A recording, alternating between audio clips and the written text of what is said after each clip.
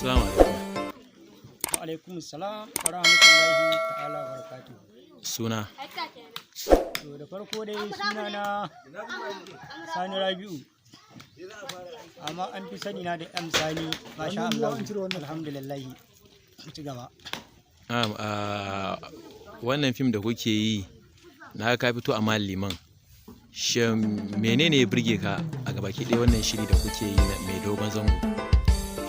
Abin da ya burge ni a wannan fim ɗin dai na farko, abin da fim ɗin nan ya ƙunsa faɗakarwa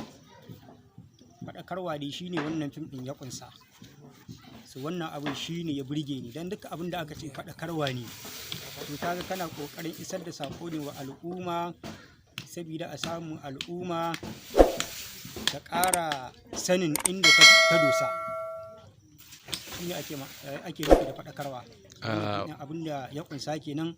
Wannan abin shine ya ƙara burge ni a cikin wannan tafiyan ta wannan harkar wannan fim. To wani ƙalubale ka fuskanta a wannan shiri da kuke yi? To alhamdulillah, kamar yadda ake magana akan ƙalubale, ni dai a wannan tafiyan ba wani ƙalubale da na fuskanta illa farin ciki da nishaɗi kuma da godiya wajen Ubangiji.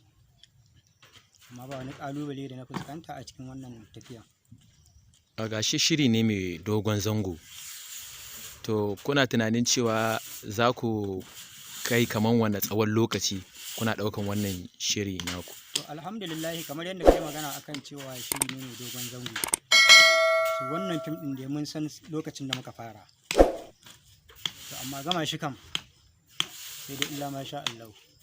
Allah ne kaɗai ya san lokacin da za mu gama wannan fim ɗin da muka sa gaba, insha Allah. Amma ni ba zan iya ce maka ga lokacin da za mu gama shi ba. To mun gode, Allah saka da alheri.